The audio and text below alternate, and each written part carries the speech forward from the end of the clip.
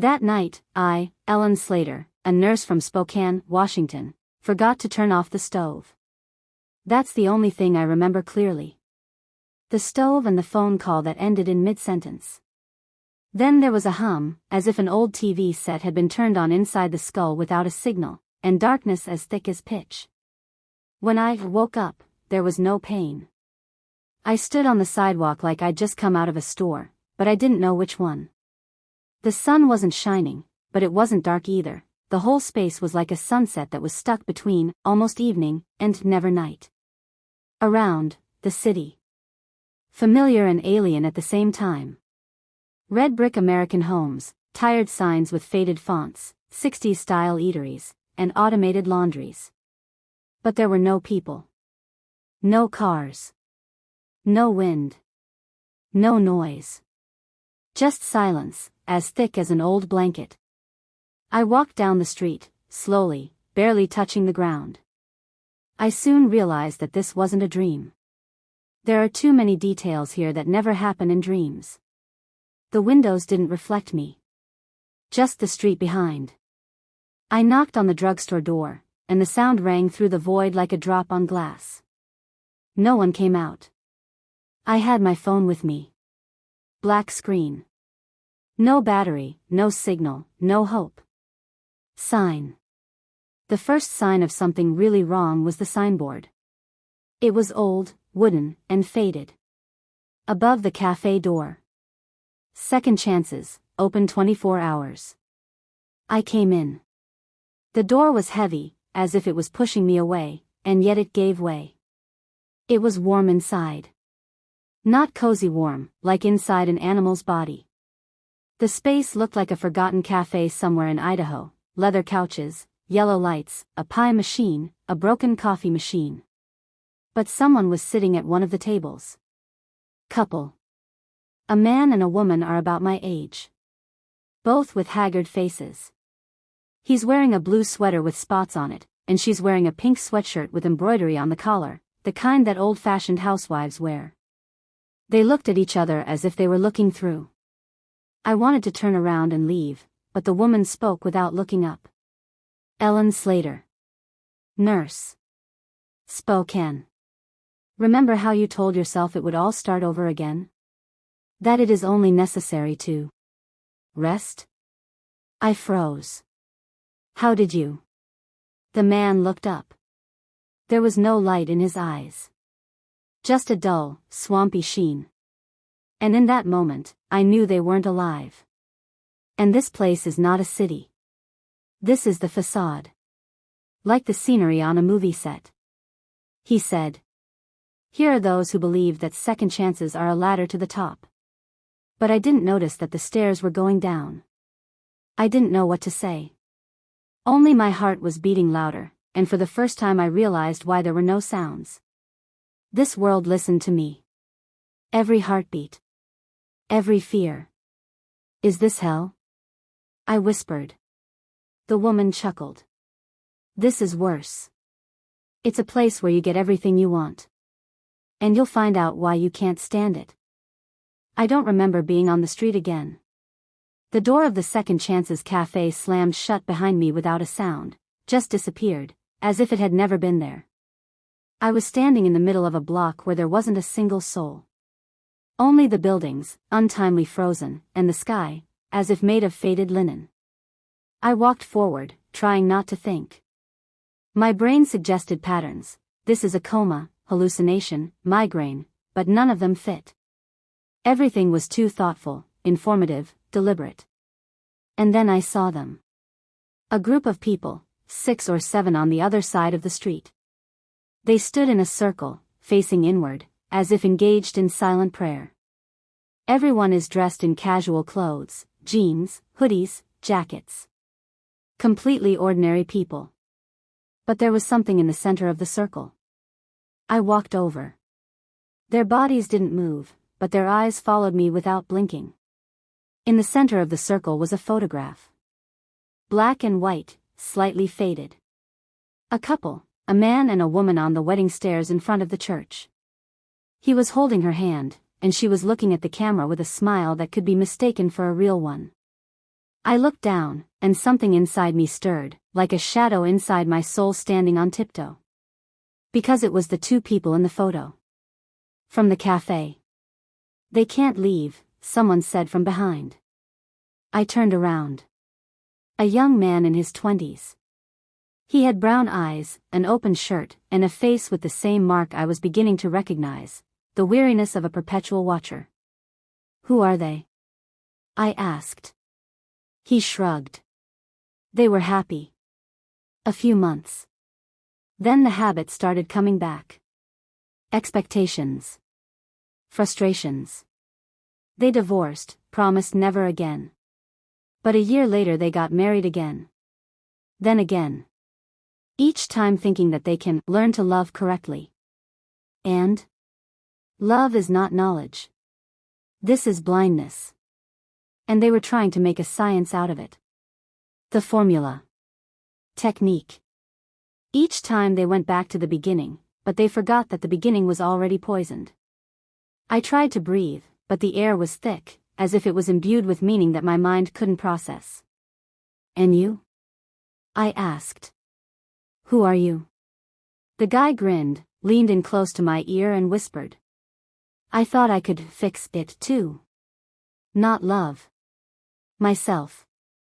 I've rewritten my life 1,000 times, like a college essay. But there are no ratings here. Here's just a perpetual draft. It disappeared as if erased by an eraser. I was left alone. The photograph at my feet suddenly crumbled to ash, and the people around it just stood there as if they hadn't noticed. Letter. Suddenly, I felt a paper in my coat pocket that I wasn't actually wearing. When I pulled it out, I found a letter written in my own hand. If you're reading this, Ellen, then you've decided to die. This isn't a trial. There's a mirror here. All you see is you. Do you want to go out? Find those who can't. Only then will you see why you need to live. My handwriting. My voice. My rage. My hope. I squeezed the letter, and for the first time since I'd woken up, I realized this wasn't a punishment.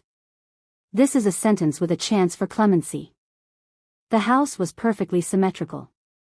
White facade, blue shutters, lawn mowed like a conservative's dream. It was like a postcard from 1958. There was a wooden rocking chair in front of the entrance, and the smell of vanilla, cinnamon, and new flooring inside. Not a speck of dust.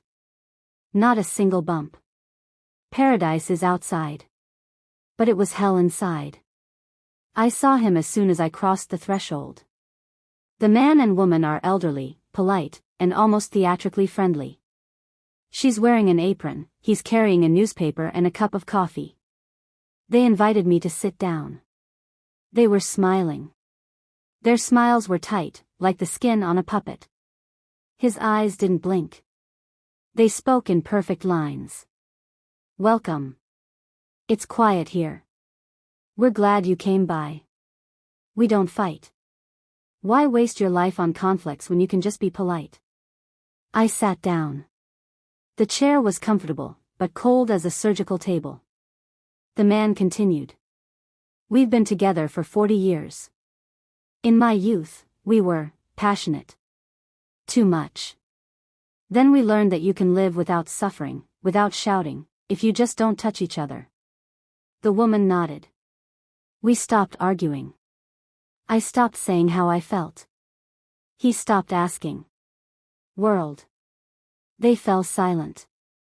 The silence was unbearable, like a musical chord frozen in the air and not moving to the next note. I asked. Do you love each other? The woman blinked for the first time. Sharply. The fingers on his apron twitched as if in spasm.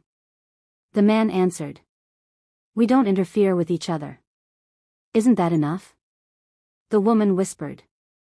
I've learned to keep my breathing down so I don't get irritated. He stopped slamming doors. We live perfectly. Perfect, apart. I stood up. I felt sick. It wasn't a house. It was a tomb of feelings trapped in the walls, like a wall capsule of family compromises and the fear of saying the wrong thing. I saw pictures on the wall, they are both at different ages. They always smile. Never around. Under one photo, a small, almost imperceptible caption. No more damage.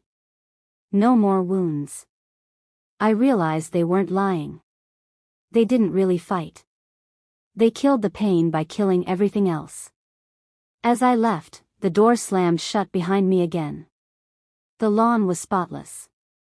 The sky above the house became a little darker. Someone was standing in the road in front of me.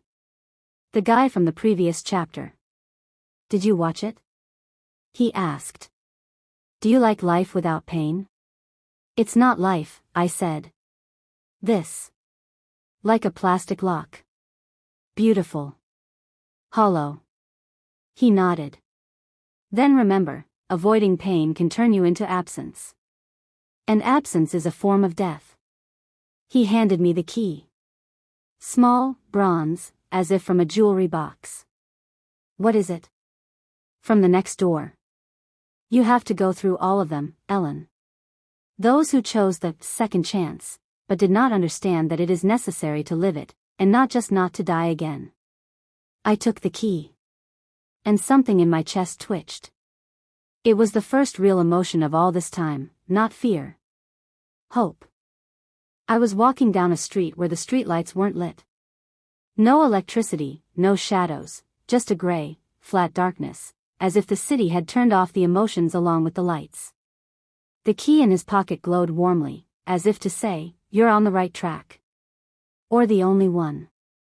Soon I saw the next house. He was alive. Outside, a typical suburban two-story building. These homes are worth millions in California and crumble from mold in Ohio. On the mailbox is a name that looks like it's been scratched out, Whitmore. I went in without knocking. Then I heard laughter. But it was a laugh like something out of TV, loud, empty, from somewhere above, without a soul. In the living room, photos on the walls, dozens. Parents with children. Christmas trees, proms, beaches. The whole family history is neatly framed. A man and a woman were sitting on the sofa. She's about 45 years old, and her face is worn out, like someone who's learned to cry inside so as not to frighten others. He is dry, tense, as if his muscles are holding a cry that is not allowed to come out. They had a sketchbook on their laps. Child. When I entered, they weren't surprised. They just looked at each other as if they were expecting me. The woman nodded. We don't love each other. And we don't love ourselves. But we stayed. For their sake. I was looking at the photo. 2 children. A girl of about 8. A teenage boy, with a grin that hid something too adult. The man spoke without taking his eyes off one of the pages. We decided that it would be better for them if we were together. No divorces. No moving locations. Without changing schools. Only, we didn't realize that hell is when children grow up inside a dead love. The woman nodded. We didn't shout. Never. We just were. Together. Cold. Neutral. Comfortable. And the children? I asked. They both grew up in silence. A boy can't keep a relationship going for more than 3 months. The girl is always afraid to say no, because she is afraid that she will be abandoned. We thought we were protecting them. But we just passed on our disease to them. I felt something twitch inside me. Memory. Me and my ex-husband. How we once walked past each other in the hallway and didn't look at each other. A month without a conversation. Just for Tyler. For the sake of his peace of mind. I asked. Why didn't you leave? The man looked at me. Straight. Hard. We were afraid to be bad. But they became empty. The woman stood up. She came up to me and put a small child's toy, a teddy bear, in my hand. Like a key. Children don't save a marriage. They only inherit his ghosts. When I left the house, the street changed again. It led down now. The staircase is made of asphalt, as if the city began to fall into itself. A sign hung on the railing. Next, the ones who stayed faithful. Next, those who remained loyal. And I realized that the next test wasn't going to be about destruction. It's about pride.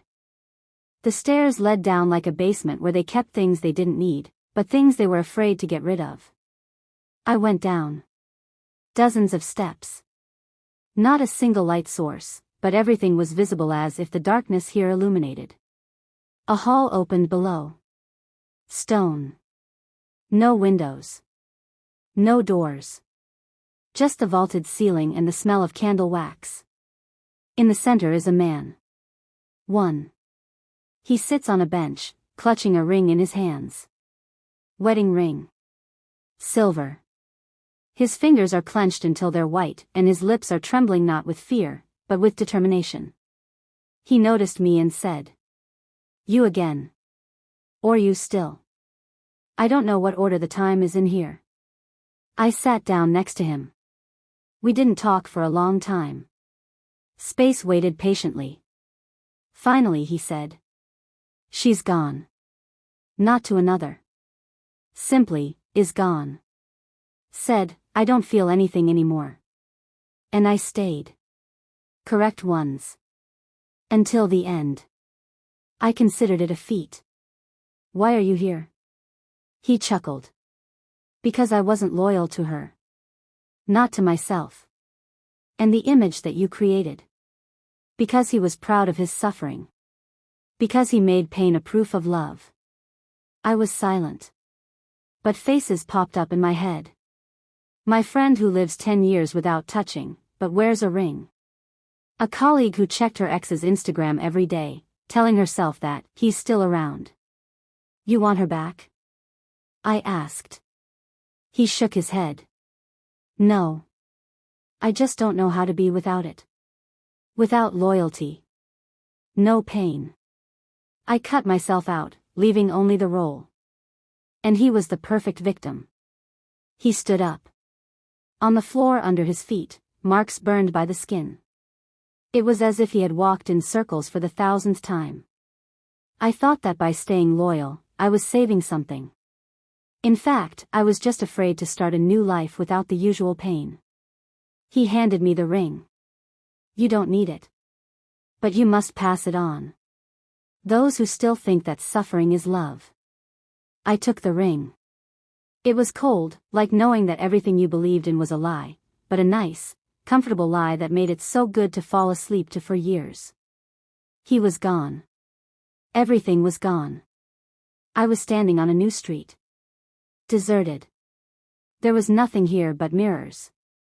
Mirrors built into the walls, road signs, doors, even trash cans, everything reflected me. And the voice. Without a body. No accent. "Are you ready to see yourself, Ellen? Without loyalty, without a child, without illusions?" I squeezed the ring in my hand. "I'm ready." I was standing in front of the mirror. But it wasn't a reflection, it was a transition. I stepped inside a room I didn't remember, but I recognized it with my body. The smell of old cologne, the sound of water dripping, the dim-shaded bedside lamp, just like my parents' house. This was his room. The room of a man I'd lived with for 15 years and then divorced one morning without finishing my coffee. Tom. My ex. And I wasn't standing there as a guest. I was standing in his body. My fingers are a little rougher than mine, my nails are bitten off, and my heart feels heavy, as if every beat in my chest is asking permission to exist. I could feel his thoughts. They weren't words. These were heavy layers. "Tell her the truth and she'll leave. Hide it and you'll be a bastard. You're already late. You're a mistake she hasn't realized yet." I sat down on the bed. My hands, mine, his, were shaking. "There's a letter on the nightstand. Not printed. The address is mine. Ellen Ward. Private. Do not open it in front of Tyler." I knew what was inside. Confession. Not about the woman. Not about lying. About emptiness. That he didn't know how to be a husband, a father, a man. That he didn't know how to love, but he loved trying. And that he was most afraid of being unforgiven for being weak. I heard footsteps. I walked into the room. The one that was then 10 years younger. Severe, straightened, pain-controlling, like an Excel chart. Tom said. I'm sorry. I sighed. Deep, like before surgery. And she answered. I'm tired of forgiving people for things I don't understand. And went out. Tom was left alone. With the email. With an unwritten confession. At that moment, the room began to fill with water. Slowly, but inevitably. First the floor. Then the bed. Then the ceiling. The reflection in the mirror began to break, like the film on an old tape. I was myself again. Ellen. On my knees. With a scream in his throat that couldn't come out. The water didn't choke. It reflected. In each of its fluctuations, fragments. The moment I chose work over conversation. The scene where he waited and I locked myself in the bathroom. An anniversary present that I didn't open. Our last kiss, which no longer had lips, was just a habit. And the voice. The same one from the mirrors. You didn't know who he was because you didn't want to. You didn't leave earlier because it was convenient. You forgave him, but you didn't let him know. You were right. And you were left alone. The water reached my neck. I squeezed my eyes shut. And she whispered. I'm sorry. And again. I'm sorry. The water was gone. I was standing in a dry room. On the nightstand is an open letter. There was only one line written in his handwriting. I didn't know how to love you. But I never stopped trying. I stepped out into the hallway. It was empty. Just a sign. Next, those who rewrote the ending. Next, those who rewrote the final. I was walking. And I knew the next door might be mine. The corridor seemed endless. But it wasn't dark, it was filled with photos. Not pictures, not symbols. Real photos.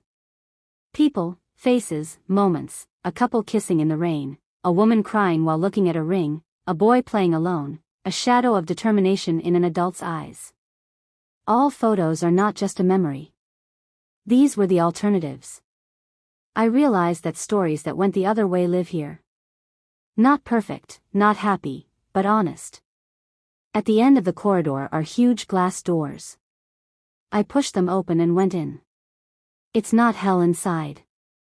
Not paradise. Something third. Quiet house without walls. Only supports. A space filled with light, but not blinding. Here, people didn't scream or cry. They were talking. In a whisper. No fuss. As if every sound was precious. Two men approached me. They were together. But they didn't hold hands. They didn't look in love. What they had in common was not attraction, but consciousness. It's like they went through all hell, but instead of destroying it, they built something else. We're divorced, the woman said. And then, we met again, the man added. Not as husband and wife. Like those who understood what they had become. They led me past a room where a couple was baking bread. Their hands didn't touch, but they moved in perfect synchrony. I saw the man put the dough in the oven, and the woman watched, not with longing, not with expectation, but with deep calm. We realized, the woman explained, that the end isn't always a mistake. Sometimes it's a pause. Sometimes a turn. Or purification, he added. After which there is a real feeling, without form, without labels. I asked. You're back together? They looked at each other. And they answered in unison. We're closer than we've ever been married. But we don't call it marriage. It is a choice every day, without responsibilities, without vows. And then I realized why this place wasn't hell. There was no guilt involved. There were no casualties. Only evolutions. And if you hadn't broken up? I asked. The woman smiled with such deep sadness that it was more beautiful than any joy. We wouldn't have met. Because then we were two fears living side by side. And now, two honest people who are not afraid to be themselves. They didn't give me the key. Not a symbol. A piece of paper. It was empty. What is it? I asked. The man nodded. The final. Write if you want. Or tear it up. Or burn it. The main thing is to realize that it is in your hands. At this moment, for the first time in all the afterlife, I felt, I'm not just a witness. I'm a participant. And as they walked away together, but not holding each other, I stared at the sheet. And for the first time in her life, she asked herself. And what do I want? No guilt, no debt, no history. Just me. The corridor opened again. But now it didn't lead down. And up. The steps were made of words. From voices. The kind of forgiveness I never asked for. There was a sign on the first step. Next, the child's room. Next, child's room. I squeezed the blank page. And she went. I went up the stairs, step by step, each one sounding like a name. Tyler. Tyler. Tyler. Soon the stairs disappeared, and I found myself in a room I'd never been to before, but I knew every object. It was his room, but not the one at home. It was his soul made up of things. There are drawings on the walls, a house with a red roof, a dog, we didn't have one, a mother with eyes shaped like hearts. Toys were scattered on the floor. Not chaos, but the small order of a child who tried to be nice even when no one was looking. I took a step and the room came alive. In the corner, behind the bed, is a silhouette. Tyler. My son. But not a 5-year-old. Not a teenager. It was here in all its versions at the same time.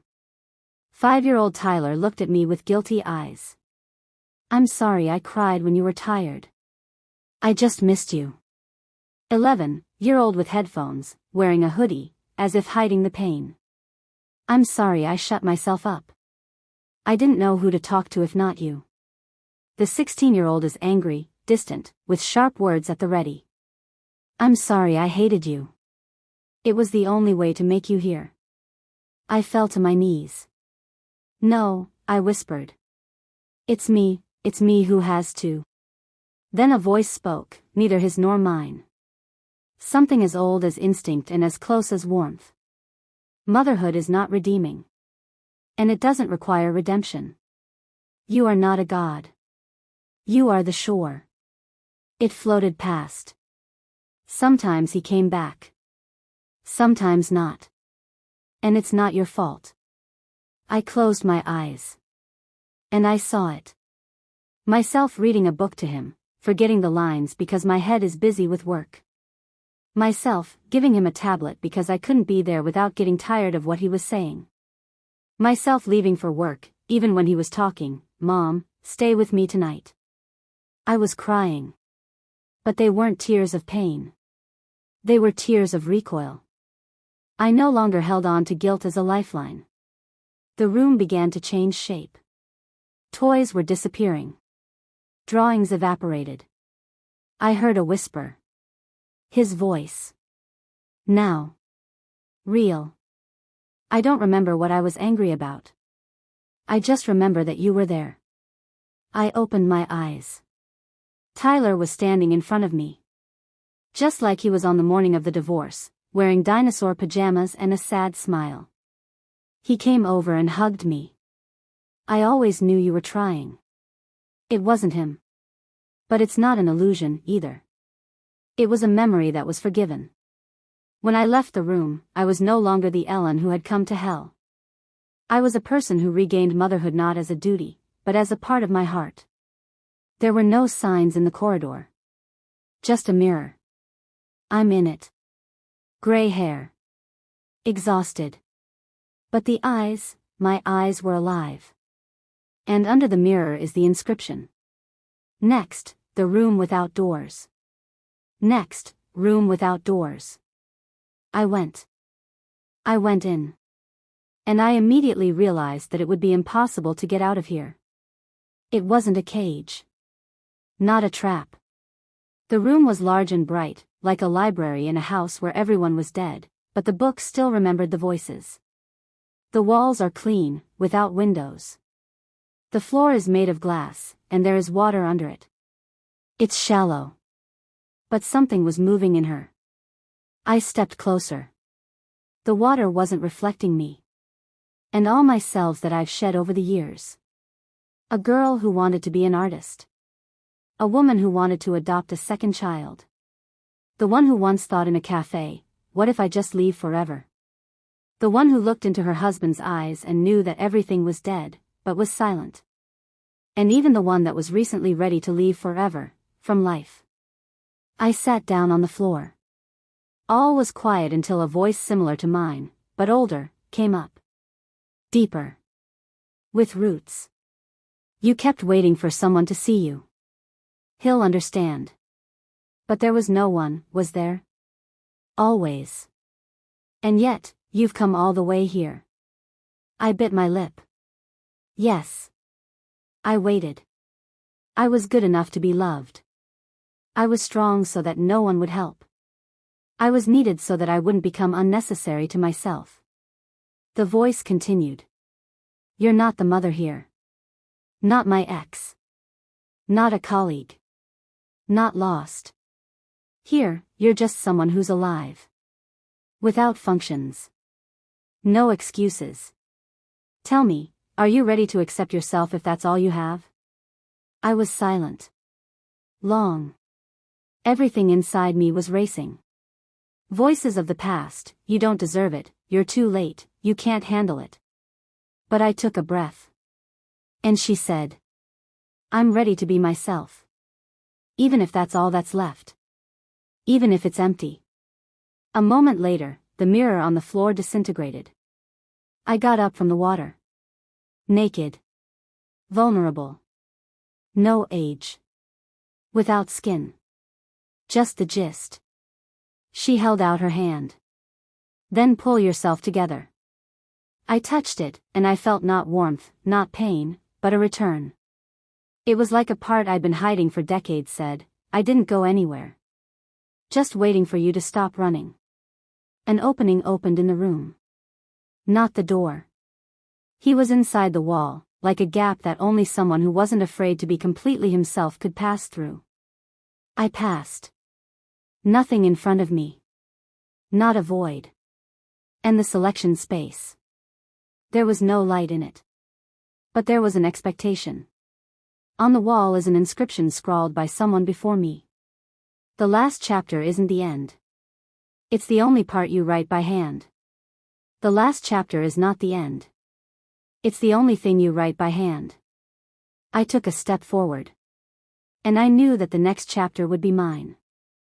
I didn't wake up right away. First, silence. Then the sharp smell of smoke from the kitchen. And a slight pressure in the chest, as a reminder, you're alive. It was early morning, and a thin light filtered through the curtains, playing on the floor. I was lying in bed, next to an empty cup of coffee and a scrap of the letter I'd read in Tom's room. Everything felt real and surreal at the same time.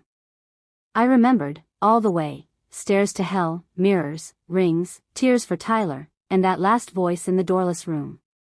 Then the phone rang softly. Tyler. Mom? Are you okay? His voice was shaking. Yes, I said, I'm coming back. All day I walked around the house, feeling the world around me fill with new colors. And not just with colors, but with meaning. In the evening, I looked in the mirror again. I was there, wrinkled and tired, but with eyes that weren't afraid to look. I realized I hadn't come back to start over. I went back to finish what I'd started in my own way. Freedom is not in the absence of pain. Freedom is in choosing what to do with it. And I chose to live. I'm not perfect in this world. But I'm being honest. And that's all you need.